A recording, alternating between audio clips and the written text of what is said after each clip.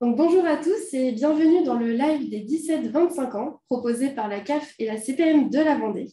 L'objectif, c'est de faire le point sur vos aides pour le logement, mais aussi vous apporter des informations autour de la santé et sur les aides possibles dans le cadre d'un emploi.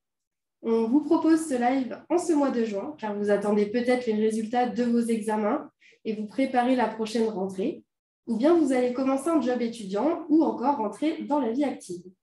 Donc, ce webinaire permettra de répondre aux questions qui peuvent se poser dans ces situations. On n'aura peut-être pas le temps d'aller sur toutes les situations personnelles, mais on a essayé d'intégrer les questions les plus fréquentes dans notre présentation. Donc, pour l'instant, l'onglet discussion est activé. C'était pour savoir si vous nous entendez bien. Je vais le désactiver dans un second temps et nous, on enverra des liens tout au long du webinaire. Vous, pour poser vos questions, il faudra utiliser l'onglet Q&R, questions et réponses. On répondra à toutes vos questions à la fin du live. Veillez toutefois à ne pas envoyer d'informations personnelles, votre numéro de sécurité sociale ou votre téléphone, puisque c'est visible par tous. Donc, si vous nous entendez bien, on va pouvoir commencer ce live. De mon côté, je me présente, Stéphanie Renaudin. Je suis chargée de marketing à la CPM de la Vendée. Et je serai présente dans le chat pour répondre aux premières questions, mais aussi les faire remonter à nos animateurs à la fin du webinaire. Donc, sachez qu'un replay sera disponible. Si vous voulez le revoir ou le conseiller à un proche, n'hésitez pas. Et il sera également relayé sur nos réseaux sociaux avec un lien YouTube et le support de présentation vous sera envoyé par mail. Donc, le mail que vous avez notifié au moment de l'inscription. Donc, je vous souhaite un très bon webinaire et je vais laisser la parole à Simon Godin de la CPM de la Vendée et à Élodie Exchaud de la CAF qui vont animer ce webinaire.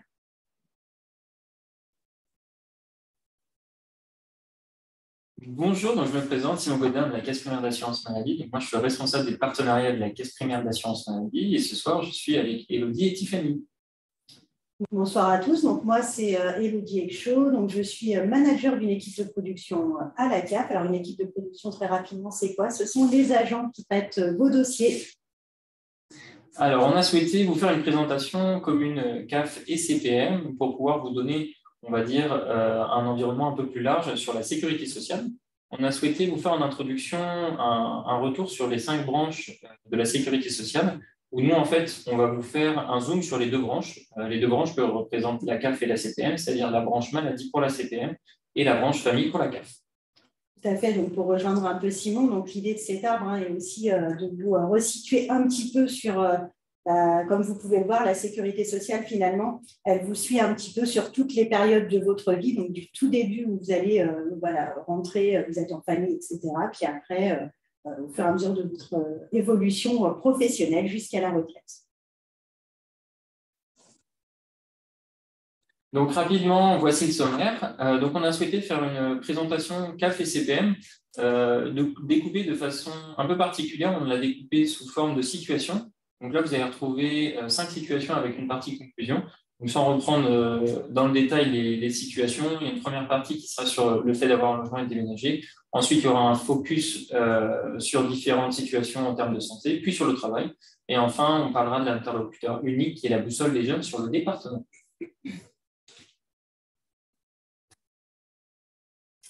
Donc, on va commencer. J'ai un logement où j'ai déménagé, ce qui peut être possiblement votre cas. Alors, je ne sais pas, peut-être que pour l'ensemble, en tout cas, ça doit au moins vous parler, les aides personnelles au logement, notamment qu'il y a eu une réforme assez récente. Donc, les aides au logement, c'est quoi? C'est une prestation qui est versée sous certaines conditions pour compenser une partie du montant de votre loyer et donc du logement que vous occupez.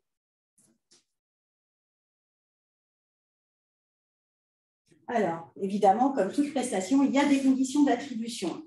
Donc, les différentes conditions d'attribution, c'est tout d'abord, votre logement doit être votre résidence principale. Qu'est-ce qu'on entend par résidence principale? En fait, il est important que vous y soyez minimum 8 mois sur les 12 mois. Donc, c'est ça qu'on entend par résidence principale. Il faut occuper un logement dans une résidence ou encore chez un particulier. Alors, quand on entend chez un particulier, ça peut être une chambre que vous louez chez un particulier. Il ne faut pas avoir de lien avec votre propriétaire, c'est-à-dire que si par exemple vos parents sont propriétaires d'un logement et ils se disent tiens, tu vas prendre ce logement pour tes études, pensez-y, vous ne pouvez pas bénéficier d'aide au logement dans ces situations-là. Alors après, il y a des exceptions, mais c'est très rare. Il faut payer son loyer seul ou en colocation. Donc, lorsque vous êtes en colocation, en fait, chacun des colocataires fera sa propre demande. Vous pouvez être étudiant, apprenti, en contrat de professionnalisation, ou bien travailler avec des revenus modestes et être aussi étudiant sans aucun revenu. Alors évidemment, comment ça se passe pour savoir si vous pouvez bénéficier des aides au logement? Donc soit vous êtes déjà allocataire de la CAF puisque potentiellement déjà bénéficiaire d'une prestation aide au logement ou autre et vous êtes dans une situation où vous déménagez, et bien du coup vous nous indiquez votre déménagement sur votre espace Mon compte du site CAFEFR et vous renseignez toutes les informations pour que la CAF puisse le prendre en compte. Alors, vous n'êtes pas allocataire et à ce compte-là, vous devez, comme c'est indiqué, d'abord créer votre espace personnel. Pour ce faire, vous allez directement, encore une fois, sur le CAFEFR. Vous avez là une petite impression écran avec le logement. Vous cliquez sur Aide au logement. Vous pouvez effectuer la simulation en amont pour être sûr que vous pourriez éventuellement avoir un droit et ça va vous emmener ensuite petit à petit sur les démarches. Alors, vous verrez, c'est assez simple. Il faut simplement avoir son numéro de sécurité sociale, connaître les informations sur son propriétaire, son adresse, etc. Si vous êtes en meublé, il faut indiquer le loyer charges comprises et non meublé, c'est le loyer sans les charges. Alors, changement de situation, donc j'en parlais, éventuellement un déménagement. Donc, dans le déménagement, ce qu'on entend par là, ça peut être un déménagement dans la région. C'est-à-dire que là, vous avez un appartement, par exemple, à La Roche-sur-Yon, puis vous déménagez au Sable d'Olonne pour vos études, vous avez trouvé un logement. Donc, pareil, vous nous l'indiquez. Et attention, il faudra refaire une nouvelle demande d'aide au logement, puisque une demande d'aide au logement vaut pour un logement. Ça, c'est important. Vous devez rembourser votre aide au logement parce que vous avez tardé à nous informer que vous avez quitté votre logement et vous n'avez pas demandé de nouvelles demandes d'aide au logement qui fait qu'il n'y a pas de continuité dans votre aide. Et là, vous pouvez passer par cet espace-là et on va vous expliquer comment ça se passe. Vous gardez votre logement pendant l'été, puisqu'en fait, ce qui se passe, c'est que vous pouvez aussi être étudiant, conserver votre logement. Donc là, la CAF va vous envoyer une petite alerte pour savoir si, oui ou non, vous conservez votre logement pour l'été, c'est-à-dire que vous le récupérez à la rentrée de septembre. Très important de nous en informer pour, là, encore une fois, ne pas avoir de versement à tort. La CAF est là aussi pour vous aider en cas de difficulté pour payer votre loyer. Donc, on pourra vous joindre, je vous le mets, je vais vous le dire, puisque c'est enregistré, il y a un numéro vert que vous pourrez appeler éventuellement, qui est le 0815 16 00 75. Et en fait, il y a des conseils juridiques gratuits qui sont dispensés par l'Agence nationale pour l'information sur le logement. Donc, vous pouvez avoir différentes informations à ce niveau-là. Et vous pouvez également, en poursuivant, là, avoir des informations sur la colocation. Voilà.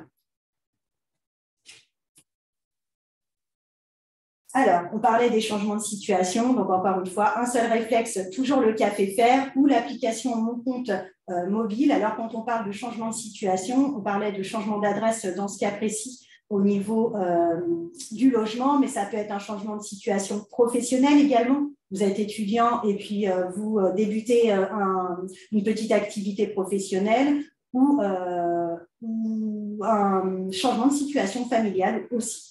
Alors, attention, il y a quand même une alerte qui est importante à prendre en compte, c'est que lorsque vous faites un changement de situation auprès de la CAF, même si effectivement la CPAM, c'est la sécurité sociale au même titre que la CAF, il n'y a pas de lien, c'est-à-dire qu'un changement est signalé à la CAF n'est pas transmis à la CPAM, tout comme l'inverse. Et Simon, du coup, pour mes dépenses de santé, comment ça se passe ? Alors, côté assurance maladie, on a souhaité vous refaire une petite présentation de ce qu'était une des missions de l'assurance maladie, qui est le remboursement des frais de santé. Donc, on a pris l'exemple d'une consultation chez un médecin généraliste, donc tarifée à 25 €. Il faut savoir qu'elle est découpée en 3 parties. Il y a une partie qu'on appelle la part obligatoire, qui représente 70% des dépenses et qui représente à peu près 16,50 € pour un tarif de 25 €. Il y a une partie complémentaire qui, elle, représente 30%. Et si vous n'avez pas cette partie complémentaire, vous aurez à votre charge 7,50 €. Il faut savoir que cette partie complémentaire, vous pouvez choisir de pouvoir dépendre d'une partie complémentaire ou mutuelle de vos parents, ou alors vous aurez peut-être le droit à la complémentaire santé solidaire. Il y a également une participation forfaitaire qui est d'1 € et qui varie en fonction, si c'est un médicament, il me semble que c'est 50 centimes, et c'est 1 € pour la partie consultation chez un médecin généraliste. Pour la partie complémentaire, on a souhaité vous faire un petit focus qui arrive sur la slide suivante. Et donc, la complémentaire santé solidaire, c'est quoi? Donc, c'est une aide pour payer les dépenses de santé. Donc, ça représente les 30%, comme on vous a dit, pour prendre en charge en fait la totalité de vos dépenses de santé. Il faut savoir qu'elle dépend de vos ressources. Elle peut coûter soit rien du tout, soit moins d'1 € par jour et par personne.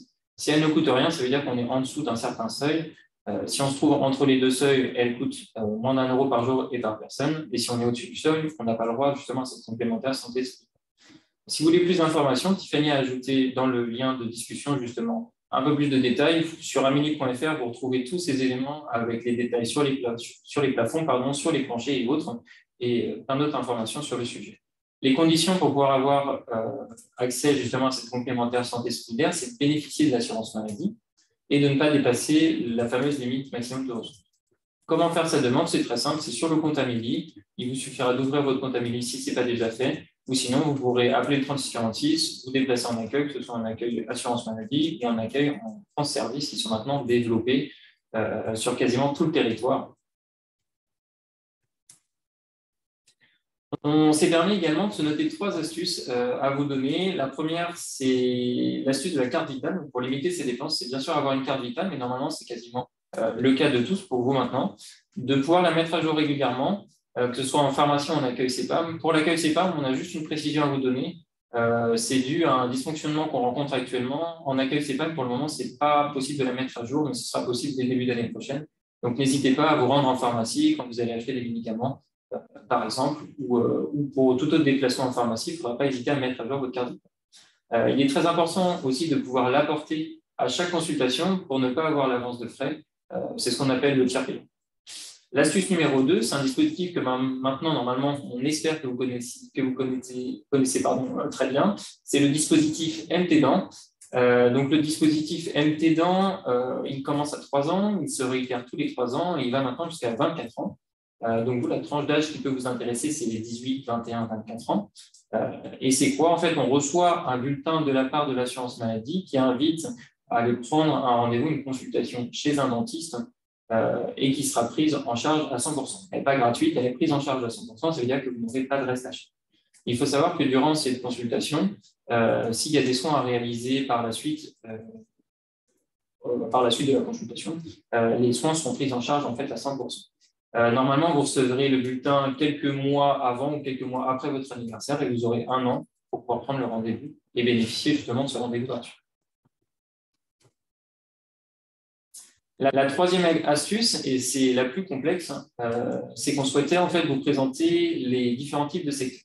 Donc, à savoir qu'il existe 3 secteurs et que c'est important d'être vigilant justement sur les secteurs des professionnels de santé. Il faut savoir que le premier secteur, le secteur 1, définit en fait que le professionnel de santé, il applique des tarifs qui sont fixés par ce qu'on appelle la convention nationale et qui ne pratique pas de dépassement d'honoraires. Pas de dépassement d'honoraires, ça veut dire que vous aurez un reste à charge qui sera minime, voire nul.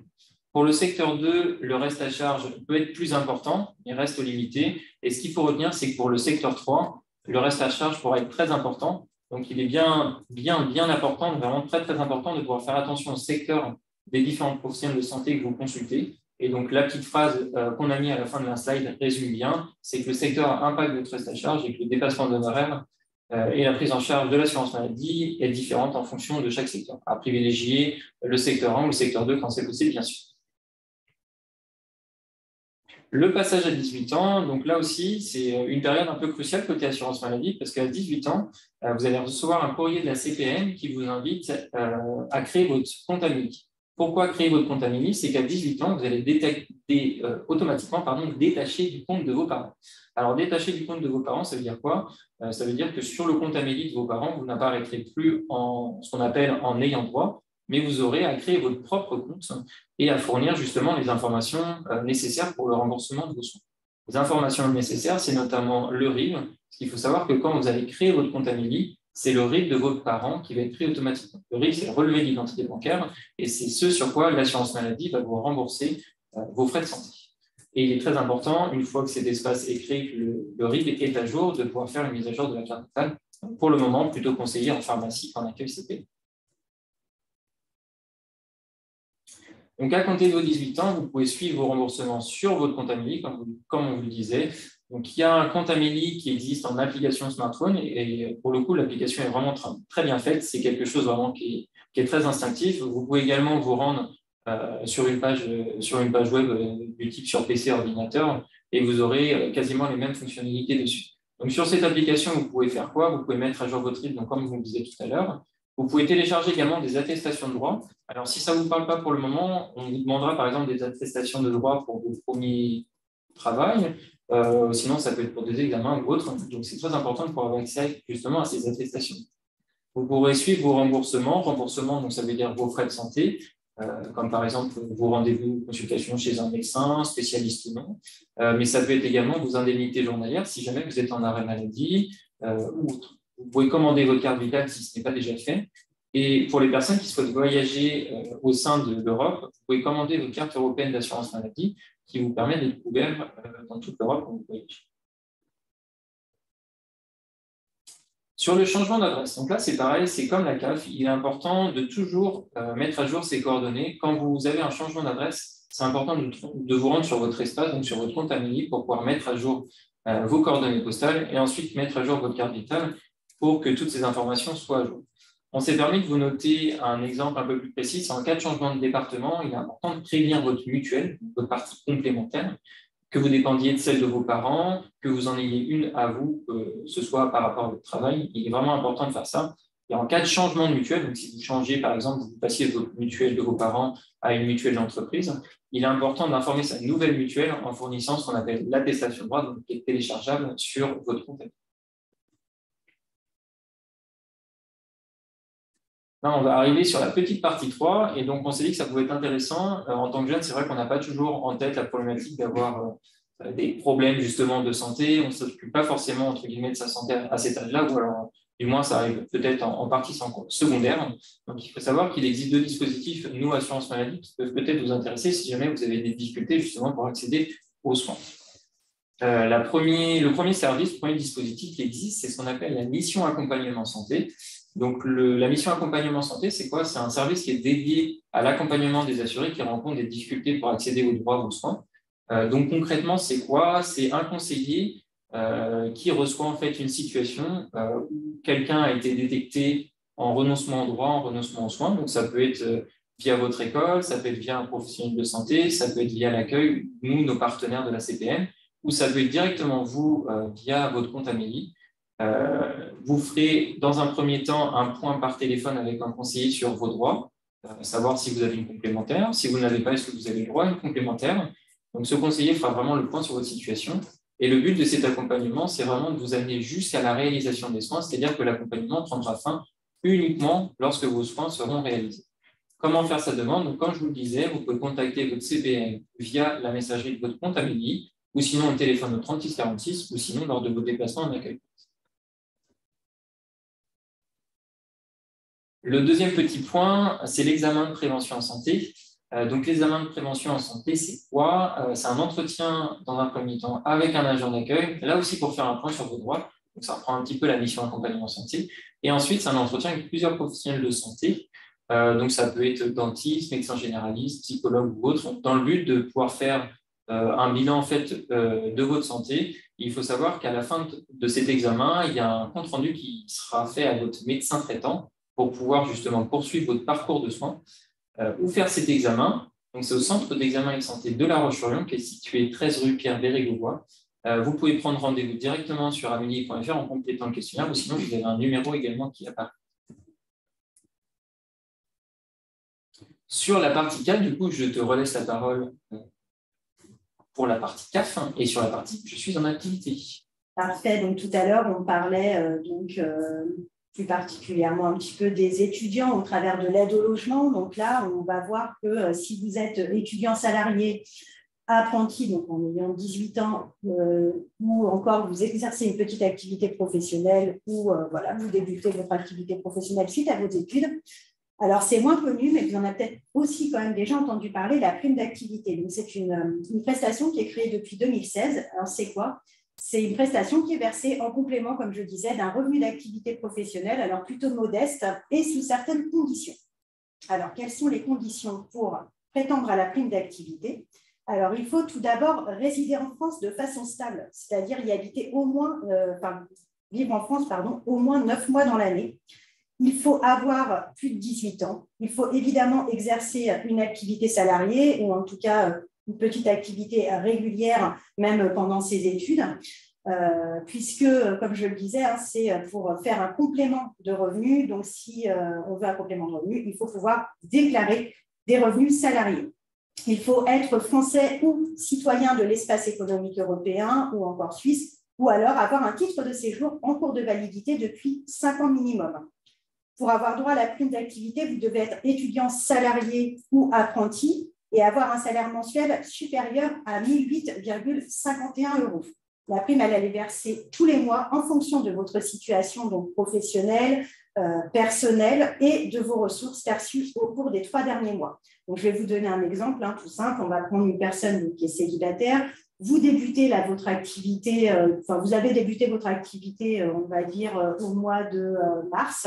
Et puis, vous souhaitez faire une demande de prime d'activité, on est en juin. Vous allez aller sur le site CAFEFER, vous allez aller faire la simulation tout d'abord pour voir si vous allez pouvoir avoir droit à la prime d'activité. Et on va vous demander de déclarer donc, votre situation, je suis célibataire ou en couple, toutes vos informations habituelles si vous n'êtes pas déjà locataire. Et ensuite, on va vous demander de déclarer les 3 derniers mois précédant le mois de juin. Donc, mars, avril et mai. Donc, vous allez indiquer les revenus perçus sur chacun des 3 mois. Et en fait, le système, ce qu'il va faire, il va faire une moyenne de ces 3 mois pour vous verser un montant fixe, un complément, qui vous sera versé chaque mois de manière identique, donc pour juin, juillet et août. Et à chaque fois, donc tous les 3 mois, vous aurez une petite alerte dans votre compte vous invitant à déclarer vos revenus.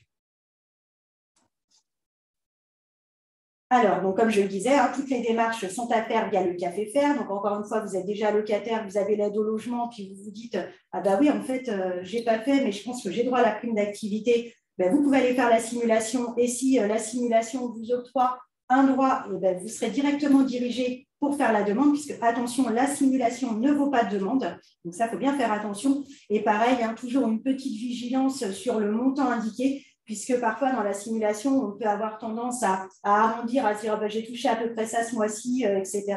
Et dans les faits, quand on fait vraiment la demande avec son bulletin de salaire, ça peut varier un petit peu. Donc, le montant peut varier à la hausse ou à la baisse. Et puis, si on n'est pas locataire, vous faites la démarche directement. Donc là, pareil, changement de situation, attention.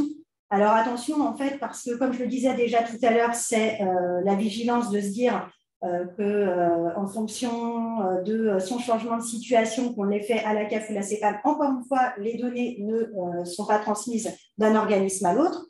La deuxième, c'est la vigilance sur la vie de couple. Alors, parce que pour la CAF, en fait, on appelle ça plus précisément la vie maritale et souvent, dans la tête des jeunes, c'est vous avez votre petite copine ou votre petit copain, mais voilà, vous n'êtes pas mariés, il n'y a pas d'engagement pour la vie et donc vous dites que vous êtes seul et que vous n'êtes pas en couple.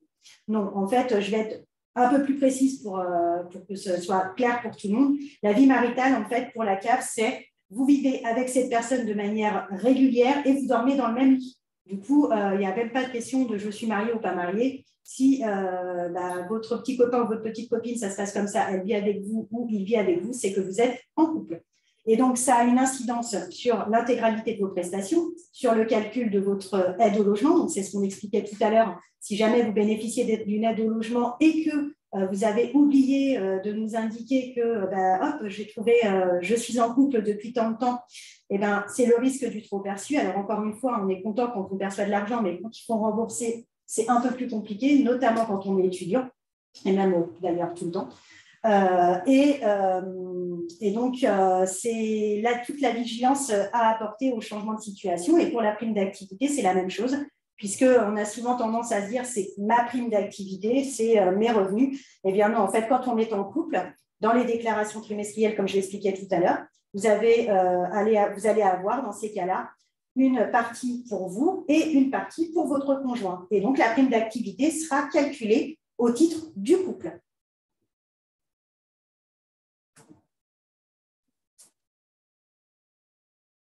Donc voilà, changement de situation, encore une fois, réflexe, qu'a fait faire, donc sur le site, sur l'application Mon Compte, c'est hyper simple. Voilà, vous êtes sur la plage ou tout ce que vous voulez, ou n'importe où chez vous, c'est hyper simple. Mais vraiment, je vous invite à effectuer les changements de situation le plus rapidement possible. D'autant qu'en plus, parfois, il y a des fausses idées. Les personnes ont parfois tendance à ne pas vouloir déclarer parce qu'elles se disent « Oh là là, je vais perdre mes droits, etc. » Mais ce n'est pas toujours le cas. Il arrive même parfois qu'on fasse des rappels d'aide parce que les personnes avaient davantage de droits avec cette nouvelle situation. Donc, vraiment, pensez à effectuer tous ces changements-là. Et puis, de toute façon, moindre doute que ce soit pour un changement de situation, pour une simulation ou une demande de prestation, vous n'hésitez pas à nous contacter. Alors, on verra un petit peu les modes de contact après ou à prendre rendez-vous. Je vous redirai ça un petit peu plus tard. Il n'y a pas de souci. Donc, ce qu'on a souhaité présenter dans cette partie, c'est la partie être en activité. Mais quand on est en activité, on peut aussi être en arrêt maladie, que ce soit un arrêt dû à un problème sur le lieu de travail ou autre. Donc, il faut savoir que vous aurez dans ce cas-là en fait 3 volets pour votre arrêt de travail, avec les 2 premiers volets qui seront à transmettre à l'assurance maladie et le 3e volet qui sera à transmettre à l'employeur. Il faut savoir que ces volets seront transmettre dans 48 heures après votre arrêt de travail.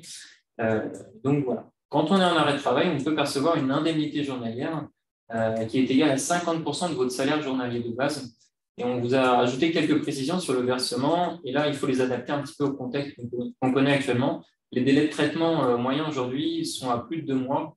Vu la crise sanitaire et la situation sanitaire actuelle, nos équipes ne sont pas en mesure d'assurer le traitement moyen de 30 jours. Et donc, il est allongé à au moins 2 mois, si ce n'est plus dans certains cas. Pour le versement, une fois que le premier versement a été fait, ça se fait toujours dans les 14 jours en moyenne. Et on souhaitait vous préciser également qu'il y a un délai de carence. Donc, un délai de carence qui est que pendant les 3 premiers jours de votre arrêt de travail, vous n'aurez aucune indemnité journalière, sauf exception. Et ça dépend de la convention collective de votre entreprise. Donc, pour les indemnités journalières, il y a aussi quelque chose qui est important pour comprendre un petit peu comment ça se passe. On a souhaité vous expliquer ce que c'était le phénomène de surrogation. Il faut savoir qu'en cas d'arrêt maladie, donc votre convention collective elle peut prévoir le maintien de salaire.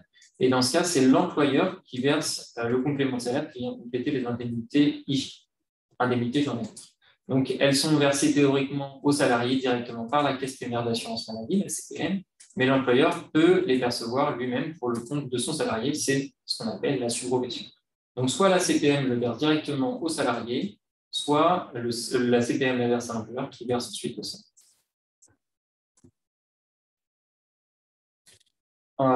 Donc, encore quelques précisions sur les cas qui peuvent arriver avec les conditions notamment d'ouverture. Donc, il faut savoir qu'il faut avoir travaillé 150 heures dans les 3 derniers mois, voire 600 heures sur les 12 derniers mois pour les salariés avec ce qu'on appelle une activité discontinue telle que l'intérim. Il y a des cas d'exclusion, comme toujours, avec les stagiaires qui sont sans gratification, par exemple, ou avec une gratification qui est inférieure à 3,90 € de l'heure. Et quelle démarche? Donc, c'est comme on disait tout à l'heure, c'est de transmettre l'arrêt maladie dans les 48 heures pour l'étude de vos droits pour qu'elle soit faite le plus rapidement possible. Donc, pour conclure sur cette présentation, vous avez la chance sur le département de la Vendée d'avoir un dispositif qui s'appelle la Boussole des jeunes. Donc, la Boussole des jeunes, c'est quoi? C'est un service numérique qui est destiné aux 15-30 ans. Donc, globalement, comment ça marche? Donc, là, vous avez l'adresse HTTP que vous pouvez entrer directement sur votre moteur de recherche et ça va vous amener sur le site de la Boussole des jeunes. Sur le site de la Boussole des jeunes, vous aurez 2 thématiques, une thématique logement et une thématique santé. Et il faut savoir que cette Boussole des jeunes, elle couvre tout le territoire de la Vendée. Sur la thématique logement, derrière la thématique logement, on peut rencontrer par exemple la CAF, mais ça peut être également la maison des adolescents, ou encore d'autres partenaires du dispositif. Vous aurez simplement à remplir un questionnaire en fonction de votre problématique et en fonction justement de vos questions, de vos réponses, sous forme d'entonnoir, vous allez être orienté vers tel ou tel partenaire. Vous n'aurez qu'à laisser vos coordonnées, que ce soit des coordonnées téléphoniques ou des coordonnées mail, et le partenaire, donc qui peuvent être la CAF pour le logement, qui peuvent être la CPM pour la santé, mais pas que, il y a vraiment une multitude de partenaires, sont chargés de vous recontacter dans les 7 jours. Donc, soit par mail, soit par téléphone, en fonction des coordonnées que vous aurez laissées. On a souhaité, en conclusion de la conclusion, vous donner des petites informations qui peuvent vous intéresser. Maintenant, la CAF et la CPM se mettent au goût du jour et on est présent sur différents réseaux sociaux. Pour reprendre un petit peu l'exemple, nous, côté CPM, on est présent notamment sur Instagram. Et sur Instagram, comme c'est précisé sur le diapo, il y a une page qui s'appelle Mes tips santé et qui donne justement des petits éléments sur la santé. De mémoire, il me semble que le premier donnait des éléments sur la carte vitale. Donc, il ne faut pas hésiter à aller jeter un œil dessus. Il y a des stories qui pourront être intéressantes, d'autres qui pourront peut-être moins vous intéresser. Mais dans le cas où déjà une vous intéresse, ce sera déjà gagnant-gagnant pour tout le monde. Côté CAF, pour le moment, ils ne sont pas encore présents sur Instagram, mais ils sont présents sur les autres réseaux sociaux. Et vous pourrez notamment nous retrouver tous les deux sur LinkedIn avec de nombreuses offres d'emploi notamment. Donc, n'hésitez pas à être curieux et à consulter régulièrement ces pages. Oui, d'ailleurs, je vais te compléter, sinon, bientôt, vous allez pouvoir suivre sur les réseaux des petites capsules vidéo qu'on fait en commun avec la CPAM, donc c'est des petites vidéos très courtes qui pourront vous accompagner, vous donner des petites informations sur les différentes offres et services de la CAF et de la CPAM, donc il ne faudra pas hésiter à les regarder. Et donc, comme je le disais tout à l'heure, en plus de nous suivre sur les réseaux, donc il ne faut pas hésiter à aller un petit peu être curieux, regarder sur le site Amélie, sur le site de la CAF. Vous avez vraiment, c'est des mines d'informations. Pour ce qui est du site CAFFR, il a été récemment refait. Donc, je vous avais remis, vous verrez des petites captures d'écran sur comment il est aujourd'hui. Et vraiment, vous avez toutes les informations qui sont dessus. Et si, comme je le disais, vous vous posez des questions et en faisant votre simulation, vous n'êtes pas sûr, en faisant votre demande, etc., vous pouvez toujours soit vous déplacer dans nos accueils si vous le souhaitez, ou alors prendre un rendez-vous, vous le verrez en allant sur Contacter ma CAF. Vous pouvez prendre rendez-vous soit sur site, soit en visio. Alors, en visio, comment ça se passe? Eh bien, maintenant, on a un système de visio qui est directement via votre téléphone. Vous pouvez être sur votre canapé et avoir un conseiller en face de vous pour vous apporter tous les éléments dont vous avez besoin, ou par téléphone. Donc, il ne faut vraiment pas hésiter parce que parfois, lors de la simulation, on a un résultat qui n'est pas tout à fait celui qu'on attendait, voire pas de résultat du tout. Et il se peut que ce soit effectivement le cas, mais parfois, ça arrive aussi que ce soit lié à une mauvaise déclaration, une mauvaise compréhension de ce qui est demandé, parce que franchement, les termes, ce n'est pas toujours hyper simple. Donc, les professionnels sont là pour vous aider. Il ne faut pas hésiter, ça serait vraiment dommage de passer à côté de quelque chose. Merci beaucoup pour le petit teasing sur les vidéos également. Il ne faudra vraiment pas hésiter à les consulter. On a participé au montage, donc il faudra vraiment en profiter. Donc, on arrive à la fameuse partie avez-vous des questions?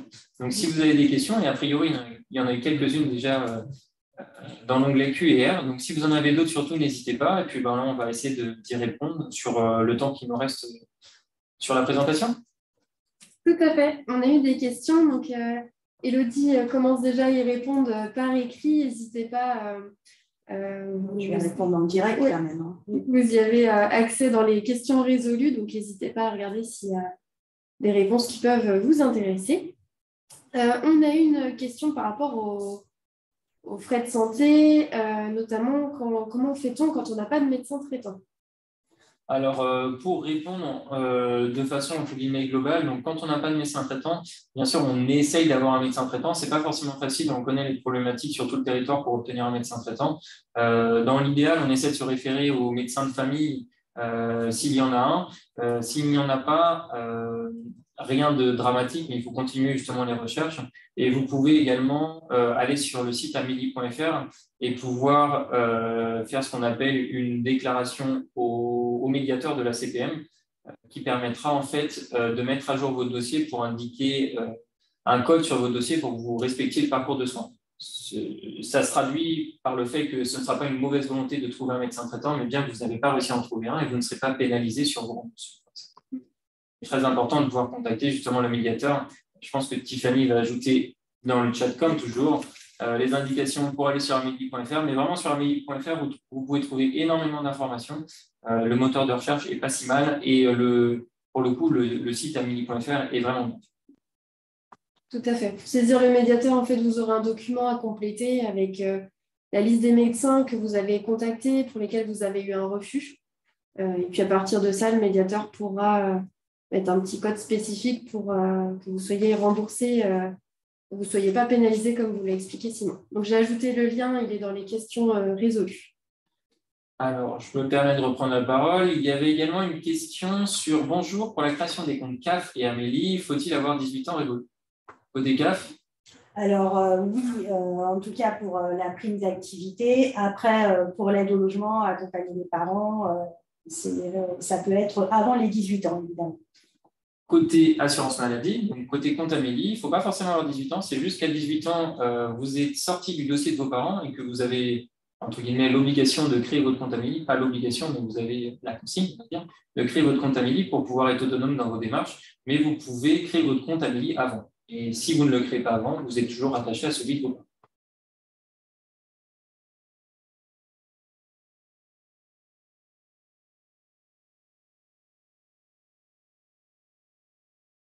Il y a une question. Donc, je suis à la MSA avec mon père pour la maladie et c'est ma mère qui est allocataire à la CAF. Où dois-je m'adresser pour une aide au logement? CAF ou MSA? Alors, en fait, là, c'est pas forcément l'un ou l'autre. Ça dépend de votre situation à vous en tant qu'enfant où vous cotisez. C'est-à-dire, soit vous êtes étudiante et là, c'est à la CAF ou étudiant. Ou si vous travaillez, ça dépend où cotise votre employeur. S'il cotise au régime général, ça sera la CAF. S'il cotise au régime agricole, ça sera la MSA. Et dans tous les cas, si vous dépendez, si vous êtes rattaché au dossier de votre maman, donc nous, la CAF, on fera le lien.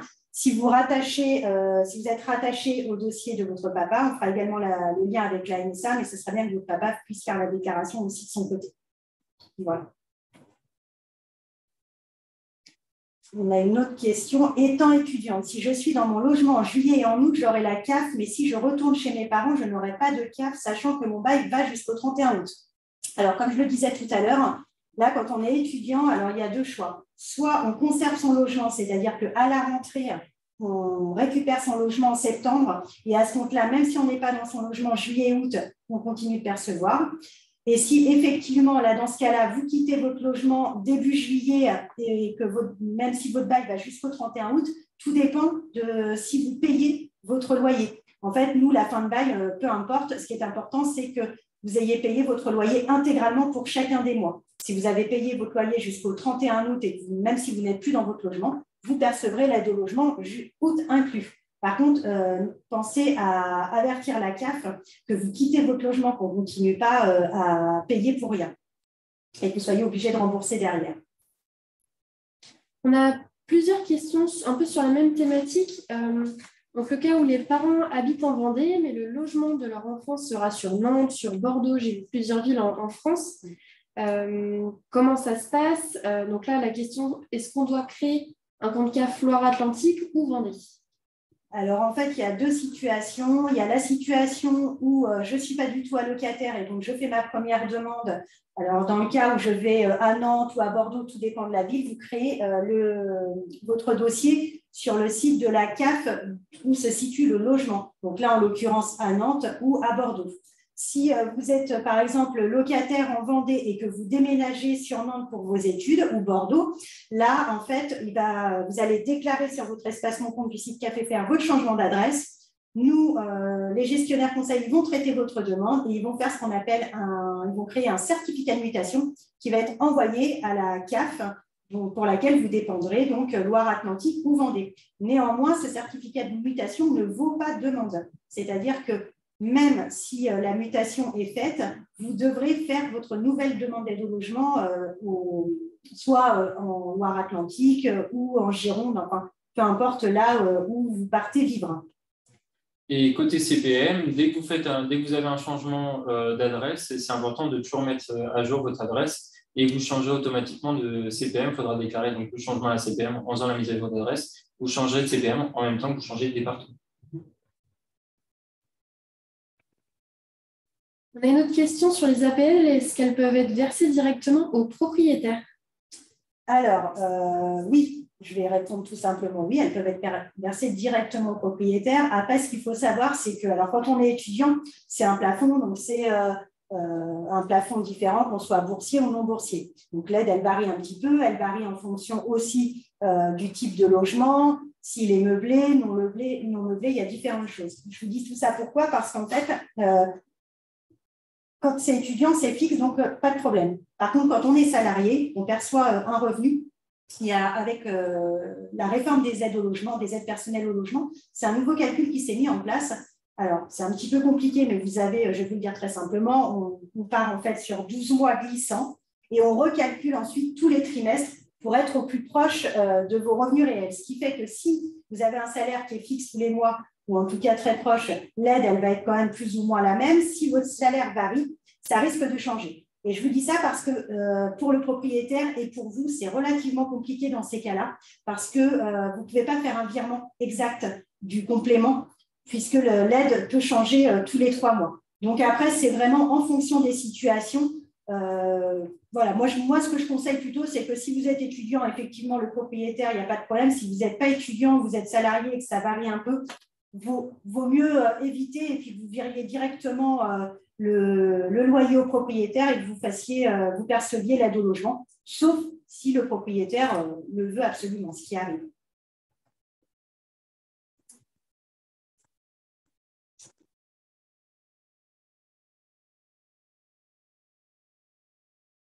Encore d'autres questions. Quelle est la différence entre APL et ALS?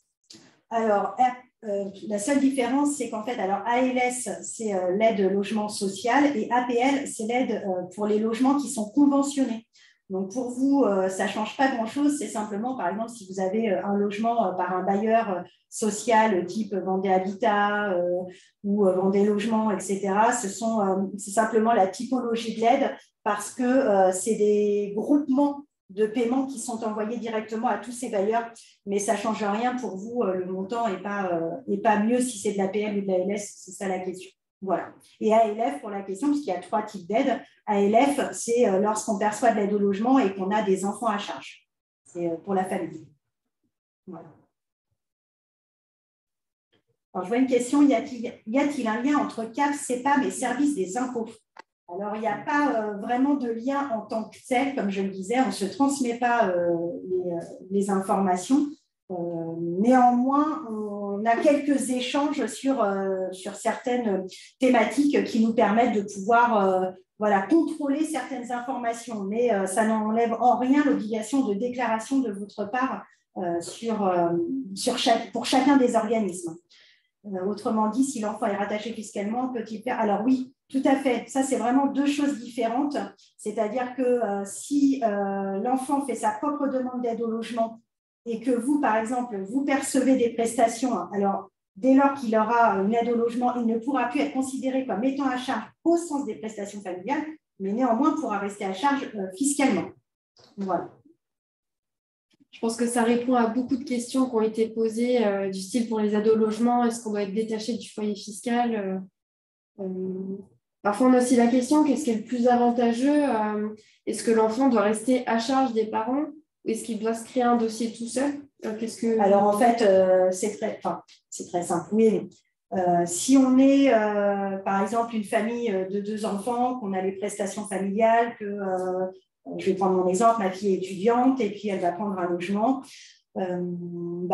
Au vu du montant de l'aide au logement, entre les prestations familiales pour 2 enfants et le montant de l'aide au logement est plus important. Donc, que je perde les allocations familiales parce qu'elle a fait sa propre demande d'aide au logement, c'est plus avantageux pour moi.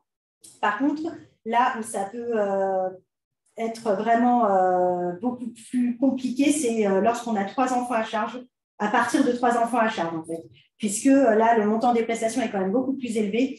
Donc, très souvent, il est quand même plus avantageux de ne pas faire de demande d'aide au logement avec 3 enfants à charge Mais c'est pareil, tout dépend de l'âge du 3e enfant ou du 4e enfant. Enfin voilà, faut vraiment, ces situations-là sont plutôt particulières. Donc moi, lorsqu'on a plusieurs enfants, à partir de 3 enfants, je vous invite plutôt à prendre un rendez-vous. Alors par visio, si vous n'avez pas envie de vous déplacer, comme je vous le disais tout à l'heure, de manière à ce qu'on puisse éventuellement plutôt voir votre dossier et regarder ce qui est le plus avantageux pour vous et même vous dire le moment où votre enfant pourra faire sa propre demande d'aide au logement et parce que le cas échéant, ça n'aura plus le même impact sur vos droits.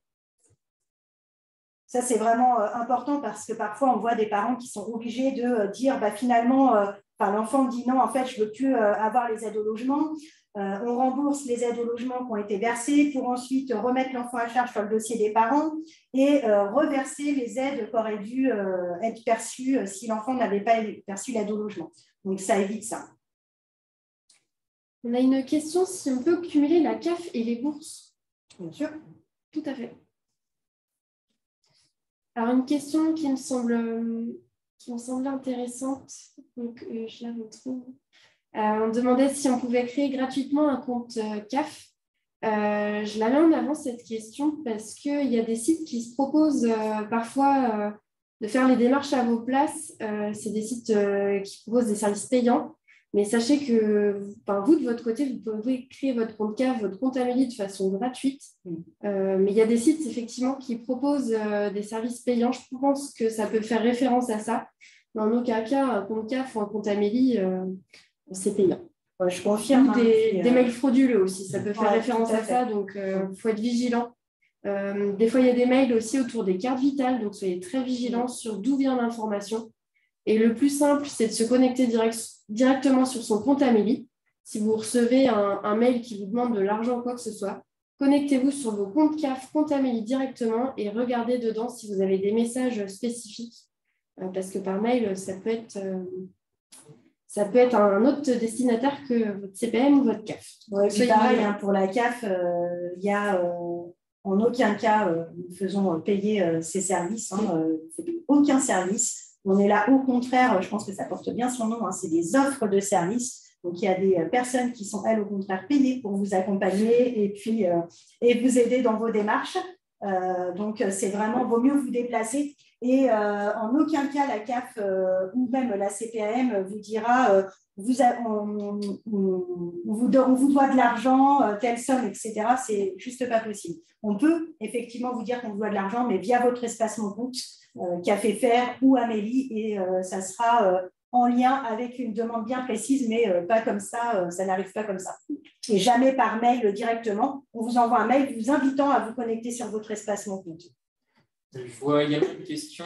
Combien de temps peut-on rester sur la mutuelle des parents? Donc, en général, c'est jusqu'à 26 ans. Après, ça dépend. Il faut vraiment, entre guillemets, étudier le marché, mais il faut vraiment voir ce qui peut vous arranger, vous.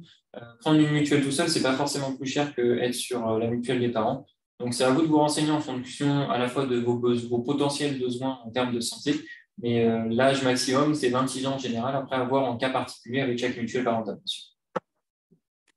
Il y a une question pour le dossier de demande d'allocation logement. Si je suis étudiante avec 0 revenu, je dois mettre 0 revenu ou les revenus de mes parents.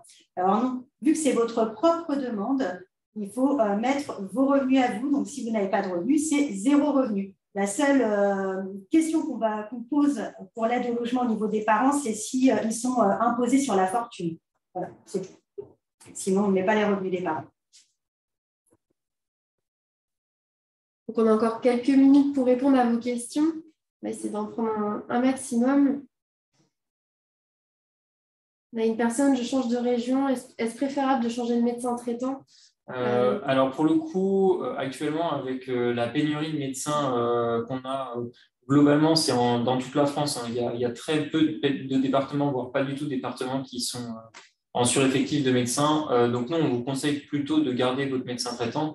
Mais ça ne vous empêchera pas d'aller consulter un autre médecin autre part s'il y a besoin, notamment si vous êtes étudiante dans une faculté, vous pourrez aller auprès du SUMS, le service universitaire de médecine préventive et de promotion de la santé. Mais on vous conseille de garder votre médecin traitant étant donné que c'est une denrée rare de nos jours.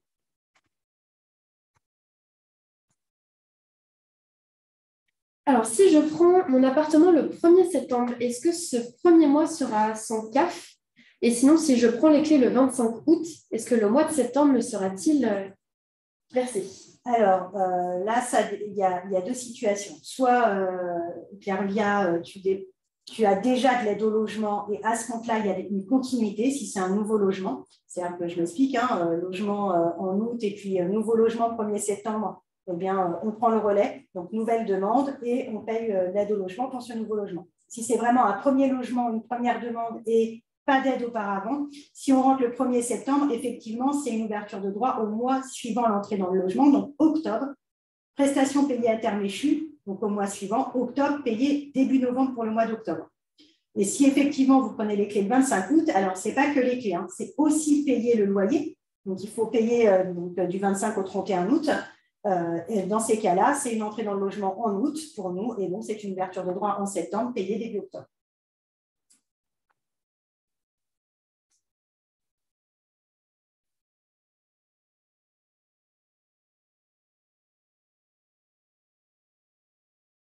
Regardez d'autres questions. Faut-il envoyer les quittances tous les mois? Non, absolument pas. Pas nécessaire. On demande, en fait, quand on perçoit l'aide au logement, on demande une fois par an, donc en général au mois de juillet, une attestation au propriétaire indiquant le montant du loyer et savoir si vous êtes à jour de vos paiements. On a également une situation, je suis mineure et j'aurai 18 ans en décembre. Le bail sera donc fait au nom de mes parents. Est-ce que je pourrais quand même percevoir les APL? Alors, en tant que mineur, c'est différent. Effectivement, pour ça, il vaut mieux prendre rendez-vous ou par visio pour qu'on puisse vraiment étudier la situation par rapport à ça. Mais oui, c'est possible. Après, au niveau du bail, je n'ai pas la réponse en tête. Je suis désolée. Pour ça, je vous invite plutôt à prendre rendez-vous, puisque normalement, c'est bail au nom de l'enfant, mais effectivement, en tant que mineur, ça ne va pas être possible. Donc, il y a une subtilité que je n'ai pas. On va essayer de prendre dans les dernières questions, parce que peut-être que les personnes nous ont quittés depuis tout à l'heure.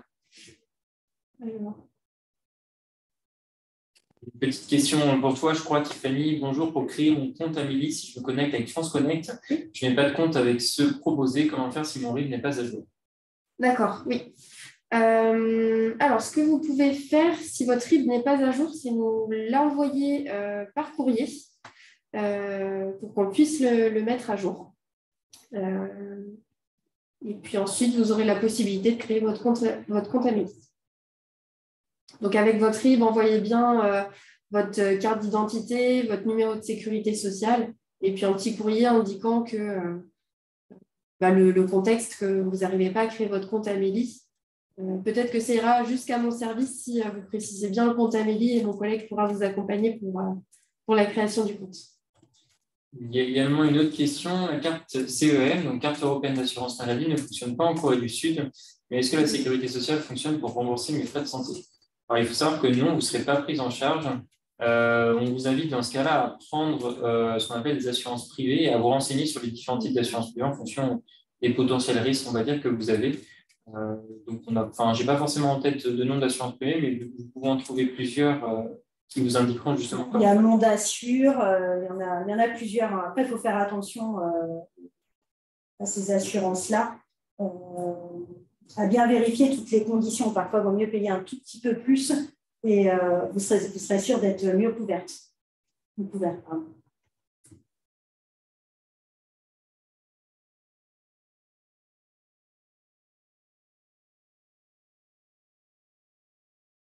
Alors, est-ce que je peux faire ma demande d'APL demain pour un contrat de location qui démarre le 1er août? Ah oui, complètement.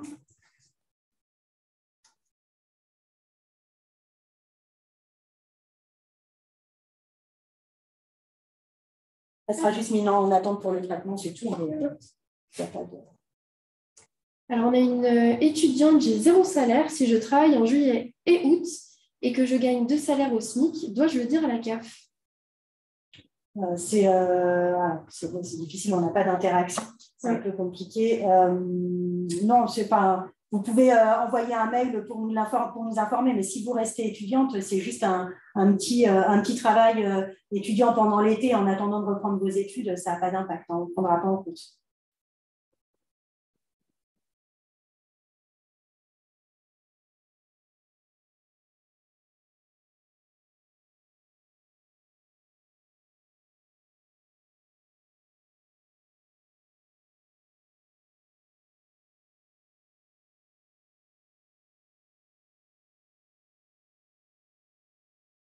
Alors, étant étudiante en alternance à la rentrée, pour ma demande d'APL, est-ce que je dois m'inscrire comme étudiante avec activité salariée? Ça doit être au moment de la demande d'APL pour qu'elle dise sa situation. Donc, Je n'ai pas compris la question. Oui, elle est en alternance et du coup, dans les situations qu'elle c'est mis, alternance. Ouais. C'est mis étudiant en alternance. Alors, il y a également une question sur est-ce qu'on est remboursé à la même hauteur dans tous les pays d'Europe avec la carte européenne? Alors, de mémoire, et Tiffany, tu n'hésiteras pas à me corriger si j'ai tort, mais on est pris en charge à hauteur de ce que la sécurité sociale française prend en charge. Donc, vous serez remboursé à ce que, par exemple, si vous avez une consultation chez un médecin en Europe et qu'elle vous coûte 35 €, vous serez remboursé à hauteur des 70% de ce que rembourse la sécurité sociale en France si vous n'êtes pas trompé. Je vais vous mettre un lien qui est plutôt bien fait, parce que selon les pays, ça peut changer, notamment l'Angleterre récemment avec le Brexit, ça change un peu les choses.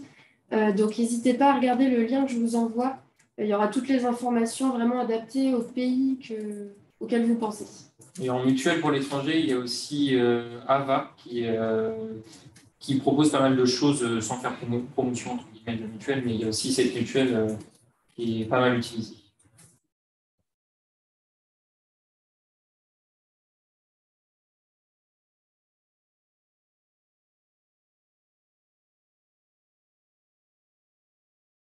Je demande si c'est possible de se déplacer sans rendez-vous à la CAF, puisque les horaires proposés sur le site ne correspondent pas forcément aux disponibilités de la personne. Est-ce que vous prenez du sans rendez-vous? Alors, ça dépend aux endroits, ça dépend des endroits auxquels vous souhaitez vous déplacer. Je n'ai pas tous les horaires en tête. À La Roche-sur-Yon, vous pouvez venir le matin et l'après-midi. Il n'y a pas de souci, il y a toujours quelqu'un pour vous accompagner. Néanmoins, si c'est pour des questions un peu complexes, il vaut mieux prendre rendez-vous, ça c'est clair. Parce que du coup, c'est plutôt le matin, notamment à La Roche-sur-Yon, c'est plutôt des accompagnements avec des questions relativement simples. Et l'après-midi, c'est de l'accompagnement plutôt à la télédéclaration sur le café faire, etc. L'après-midi, il n'y a pas de possibilité de réponse sur les dossiers, par exemple. Après, sur les sites extérieurs, c'est le matin et l'après-midi sur rendez-vous. Merci. Alors, pour une prise de rendez-vous, nous devons passer par Café Fer, RDV possible sur la Roche, les Herbiers pour un logement sur Nantes. Alors, non, en fait, concrètement, alors, je ne connais pas les modalités de rendez-vous sur la CAF de Nantes, s'ils font du visio ou pas. Je pense qu'ils doivent faire du rendez-vous téléphonique. Mais si vous souhaitez des renseignements par rapport à ça, pour un logement sur Nantes, il faut contacter la CAF de Nantes. Donc, sur le Café Fer, vous tapez ma CAF 44 000 et vous allez avoir toutes les informations sur cette CAF-là. C'est pareil pour toutes les autres CAF. À chaque fois, vous tapez Café Fer, vous avez en haut dans le bandeau ma CAF, vous tapez le code postal de la CAF dont vous allez dépendre, comme on disait précédemment, Bordeaux, Nantes, Angers, Rennes, peu importe. Et là, vous allez avoir toutes les informations concernant cette CAF. Parce que globalement, on sert tous les mêmes prestations. Après, au niveau des offres de services, on n'a pas forcément exactement les mêmes en fonction des départements. Et je parle des offres de services sur la relation de service notamment. Les modalités d'accueil ne sont pas toujours les mêmes. Alors, il y a également une autre question. Bonsoir, je serai en alternance sur 2 ans et j'ai droit à d'autres aides en complément de mon salaire, excepté la prime d'activité. Donc là, on peut vous inviter à aller sur le site Mes droits sociaux pour savoir si vous avez le droit à d'autres aides. Mais côté CPM, de mémoire, non, surtout sur le complément de salaire. Et côté CAF, mis à part la prime d'activité, donc n'hésitez pas à entre guillemets. L'aide au logement, mais voilà. Après, si vous êtes locataire, mais si. Donc n'hésitez pas à fouiller sur le site de Mes droits sociaux, il est vraiment bien fait. Et pour le coup, il peut vous apporter des pistes de recherche ou des solutions.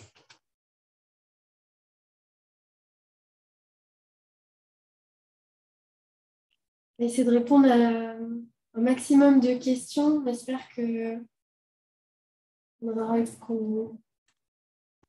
On est venu presque à bout. Sinon, il y a eu beaucoup de questions. Pour les revenus d'apprentis, ils sont exonérés d'impôts, doivent déclarer ces revenus à la CAF. Alors, en fait, on a des plafonds, hein, nous aussi, pour les apprentis, c'est-à-dire qu'il faut qu'ils dépassent plus de 18 000 € pour que nous m'en tiennent compte, ce qui est quand même relativement rare en tant qu'apprenti. Donc, voilà. Il y a une autre question où on peut répondre entre guillemets assez facilement. Je suis étudiant de zéro revenu et non boursière. Est-ce que j'aurai automatiquement 100 € de CAF, peu importe si mon loyer est de 350 ou de 400 €? Non, comme le disait tout à l'heure Émilie, ça dépend vraiment d'une multitude de facteurs. Donc, faites une simulation, faites une demande et nous, on ne peut pas, entre guillemets… Après, pour compléter, sinon, en tant qu'étudiant, il y a un plafond. Donc, de toute façon, quand vous allez sur la simulation, alors c'est entre 150 et 175 € de mémoire dans ces eaux-là quand on est étudiant non boursier, hein, j'entends. Du coup, effectivement, que ça soit 350, 400, 500, ça restera sur ce montant-là. C'est en fonction du plafond de prise en charge.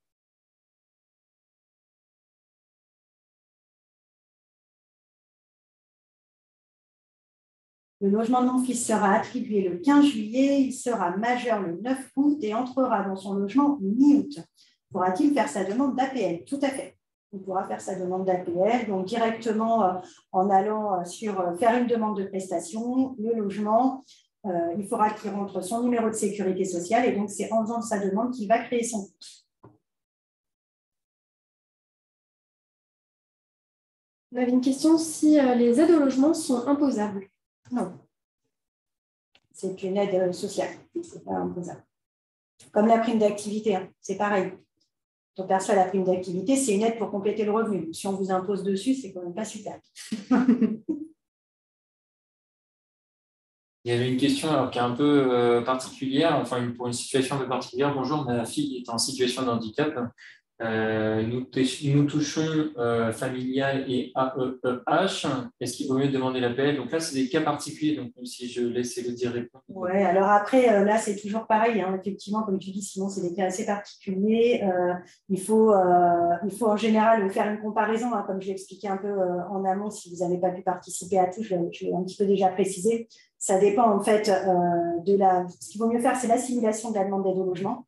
Vous faites la simulation, vous voyez le montant. Et vous allez vite faire le calcul. Hein. Si vous avez 3 enfants avec l'AEEH ou 2 enfants avec l'AEEH, vous allez voir très rapidement si le montant perçu d'aide au logement équivaut à ce que vous avez en prestation ou pas.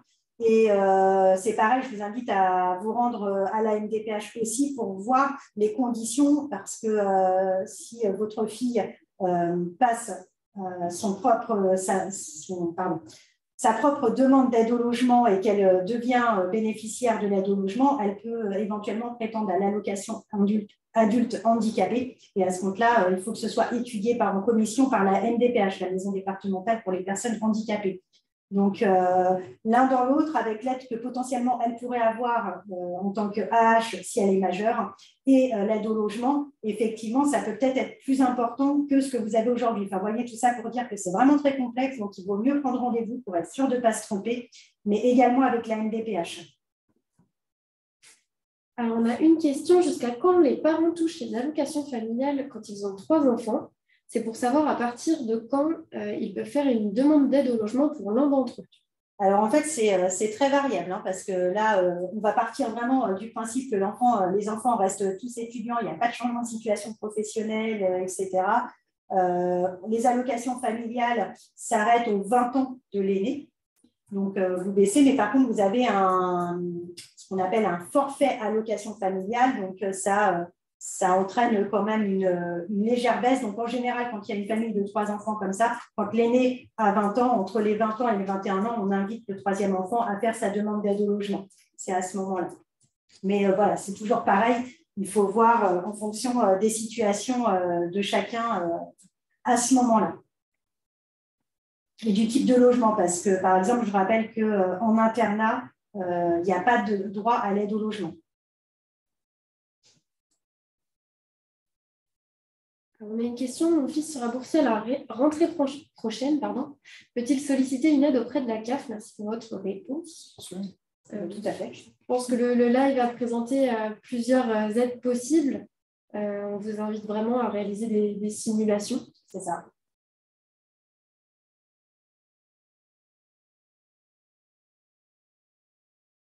N'hésitez pas. S'il y a une dernière question. Et on va finir ce webinaire. Ça fait un petit peu plus d'une heure qu'on est ensemble, donc on va mettre fin aux questions. On n'a peut-être pas répondu à toutes. Parfois, elles sont très spécifiques et très personnelles. Donc, on n'est pas expert dans tous les domaines. On a vu notamment des questions sur des études à l'étranger. Donc, c'est vraiment des cas spécifiques. Alors, je vois je vais en Corée du Sud pendant 4 mois. Pourrais-je avoir une aide de la CAF pour l'aide à la mobilité étudiante, sachant que j'ai 0 revenu et non boursière? Alors, l'aide à la mobilité étudiante, je ne connais pas du tout les conditions pour y avoir droit. Après, au niveau de la CAF, tout dépend ce que vous avez déjà comme aide, si vous en avez, et ce que, par exemple, si c'est une aide au logement pendant 4 mois pour la Corée, ce n'est pas possible. Voilà, pour vous donner un exemple. Donc après, c'est très spécifique. Il vaut mieux, vous pouvez vous diriger directement en accueil CAF ou nous envoyer un mail, même si vous n'êtes pas allocataire. Hein. Il n'y a pas de souci par rapport à ça, c'est très spécifique. Mais si vous n'avez pas de prestations chez nous, il y a peu de chances qu'on puisse vous aider. Par contre, vous pouvez, vers qui on peut renvoyer la mairie, ils ont un service de mobilité internationale et je sais qu'ils ont pas mal de propositions pour aider. Donc, je vous invite à prendre contact. Vous devriez trouver… alors, je parle de la mairie de La Roche, je ne sais pas d'où vous êtes, mais peut-être que, en tout cas, vous pouvez vous renseigner par leur biais pour avoir des renseignements sur différentes aides. Parce que je sais qu'ils aident au voyage en fonction des situations. Il y a énormément de choses. Donc, franchement, il vaut mieux prendre contact avec eux et même si vous n'êtes pas de La Roche, ils pourront vous aider. Il y a eu Action Logement aussi, je sais, pendant la crise Covid, qui proposait des aides. Avant, alors je ne sais pas si ça existe toujours, ils proposaient des aides à la mobilité, du coup en France.